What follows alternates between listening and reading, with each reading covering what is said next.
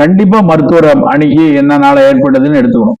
இது ஒரு மருத்துவம் கிடையாது, இது வந்து நம்மள பக்குவப்படுத்துறது. அன்னப்பொடியோ ஐங்காய பொடியோ நம்ம அன்னாட சாப்பிடுறது மூலமா ஒரு what we say it's a functional food. இது வந்து உணவை தாண்டி ஒரு மருத்துவ குணம் கொடுக்கக்கூடிய ஃபங்க்ஷனல் ஃபுட். அது ஒரு தீவிரமா நமக்கு வந்து நான் இதெல்லாம் சாப்பிட்டுட்டு இருக்கேன், ஆனா ஒரு 6 மாசமா எப்ப பார்த்தாலும் மோஷன் வந்து தண்ணியா போகுது, இல்லைன்னா மோஷன்ல காய்கறி எல்லாம் வந்துருது, இல்ல சாப்பிட்ட உடனே வருதுன்னா அப்ப நீங்க மருத்துவர் பார்க்கணும். அப்படி நான் அன்னப்படி தான் சாப்பிட்டுட்டே இருக்கேன், ஐங்காய பொடி தான் சாப்பிட்டே இருக்கேன்னு இருக்கக்கூடாது.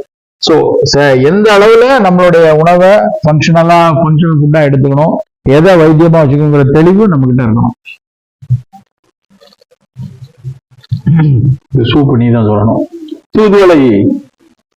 தூதுவளை சூப்புக்கான என்ன இப்படிலாம் பண்றீங்க?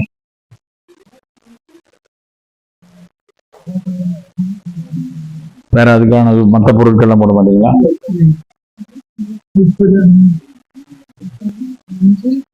நம்ம எல்லாருக்குமே ஒரு ரெடிலி அவைலபிள் சூப்புக்கெல்லாம் ஒரு பிரிய நிறைய இருக்கு. ஏதாவது குடிச்சா நல்லா ஸ்ட்ரென்தன் ஆகுமா அப்படிங்கிறது.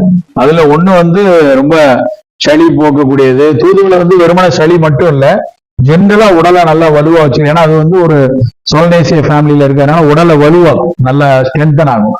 அது மாதிரி உள்ளதுல தூதுவளை சூப்பு. இது ப்ரிப்பேர் பண்ணதுக்கு தூதுவளை பொடி மெயினா. அத பொடியா கிடைக்கல அப்படின்னா கொஞ்சம் அந்த மாதிரி ட்ரை லீஃப் கிடைக்கும், கடைகள்ல கிடைக்கும். அதை வாங்கி பவுடர் பண்ணி வச்சுக்கலாம். அந்த பவுடர் பண்ணி வச்சுட்டு மற்றபடி சூப்புக்கு போடுறதுலாம் சாதாரண ரெகுலரா போடுறதுதான். மஞ்சள், உப்பு, சுக்கு, வேற என்னது, சுக்கு, மிளகு, சீரகம், மஞ்சள், உப்பு. ரசம் போடுற மாதிரி தான், ஆனா ரசம் வந்து தண்ணியா இருக்கும், சூப் கொஞ்சம் திக்கா அதனுடைய இதுல வரும். சில பேர் இதுல வந்து கொஞ்சம் போல கார்ன் பவுடர் போட்டுக்குவாங்க, அதனோட கன்சிஸ்டன்சி நல்லா வரணும் அப்படின்னா அதுக்காக வந்து கார்ன் பவுடர் போட்டுக்குவாங்க. நம்ம அப்படி அந்த மாதிரி கார்ன் பவுடர் எல்லாம் போட வேண்டாம். நம்ம வந்து ஒரு அப்படி வேணும்னா கொஞ்சம் போல அரிசி மாவு வேணும், கொஞ்சம் போல சேர்த்துக்கலாம். கொஞ்சம் திக்னஸ் வேணுங்கிறதுக்காக இல்ல பயிர் மாவு மாதிரி சேர்த்துக்கலாம்.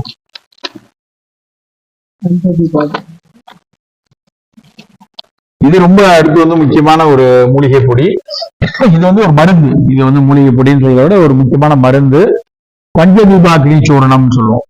உண்மையிலேயே வந்து நிறைய பேருக்கு ஒரு வீட்டுல வந்து சாப்பிடாத பிள்ளைகள் பத்தின வருத்தம் நிறைய இருக்கும். அது சின்ன பிள்ளையில இருந்து பெரிய ஆளு, என் பிள்ளைங்களாம் +2 வரைக்கும் அது வந்து சாப்பிடலேன்னு வாயில வச்சு திணிச்சிட்டு இருப்போம். பசிச்சு சாப்பிட வைக்கிறதுக்கான ஒரு முக்கியமான பொருள் வந்து பஞ்சதீபாக்னி. இந்த பஞ்சதீபாக்னிங்கிறது 5 பொருள்: சுக்கு, மிளகு, திப்பிலி, ஏலக்காய், சீரகம்.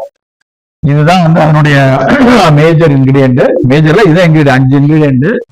சுக்கு சொன்ன மாதிரி மேல் தோலை சீவிட்டு அதுக்கப்புறம் வறுத்துக்கணும். மிளகு, திப்பிலி, ஏலக்காய், சீரகம் எல்லாம் லேசா வறுத்துட்டு பவுடர் பண்ணி. இது வந்து பஞ்சதீபாக்னி வந்து ரொம்ப காட்டமா இருக்கக்கூடிய காரமான பொருள். அதனால குழந்தைகள் கொடுக்கும்போது நல்லா 2 சிட்டிகை எடுத்து தேன்ல குழைச்சி கொடுத்துக்கணும். ஈக்குவல் குவான்டிட்டிக்கு வந்து வெல்லம் கலந்தும் வச்சுக்கலாம் இல்ல தனித்தனியா வெல்லம் வச்சுக்கலாம். இது வந்து 5 சேர்ந்து ஒரு 250 கிராம் இருக்குன்னா இன்னொரு 200 கிராம் சர்க்கரை வச்சுக்கிட்டு 2ஐயும் கலந்து கொடுக்கலாம். மருத்துவமா கொடுக்கும்போது நாங்க என்ன சொல்லுவோம்னா, அந்த சுக்கு, மிளகு, திப்பிலி, ஏலக்காய், சீரகம் சேர்ந்த பொடி 2 சிட்டி எடுத்தா துளி தேன்ல குழைச்சு கொடுக்கணும். உணவுக்கு முன்னாடி காலையில நீங்க பசிக்காத குழந்தைங்க, மந்தமா இருக்க குழந்தைங்க கொடுத்தீங்கன்னா அன்னைக்கே தெரியும், அன்னைக்கு ஈவினிங்கே வந்து கொஞ்சம் நல்லா பசிக்குது, சுள்ளன் பசிக்கிற தன்மை தெரியும். அந்த அளவுக்கு பஞ்சதீபாக்னி வந்து ரொம்ப முக்கியமானது. தொடர்ந்து ஒரு 30 நாள் 45 நாள் கொடுக்கலாம். தொடர்ந்து கொடுத்துட்டே இருக்கக்கூடாது, ஏன்னா அது எல்லாமே காரமான பொருட்கள். ரொம்ப நாள் கொடுத்தோம்னா அப்புறம் வயிறு புண்ணாக ஆரம்பிக்கும், அப்புறம் மோஷன் போகும்போது எரியுதுன்னு சொல்லும் குழந்தைங்க. எனக்கு வந்து மோஷன் போனா லேசா எரிச்சல் இருக்கு அப்படிங்க. அது காரணம் நம்ம தொடர்ந்து இதை கொடுத்துட்டே இருக்குது. அப்படி பண்ணாம ஒரு எப்பவுமே சொல்லுவோம் இல்லையா, மருந்து விருந்து 7 நாள்பாங்க. எப்பவுமே குறைவாதான் 7 நாளோ 14 நாள் கொடுக்கணும். தேவைப்பட்டா ஒரு ரொம்ப மந்தமா இருக்கிற குழந்தைங்க 1 மண்டலம் வரைக்கும் கொடுக்கறதுனாலும் 45 நாள் கொடுக்கறதுனாலும் தப்பு இல்லை. அதுக்கப்புறம் ஒரு கேப் விட்டுட்டு தான் திரும்ப ஆரம்பிக்கணும்.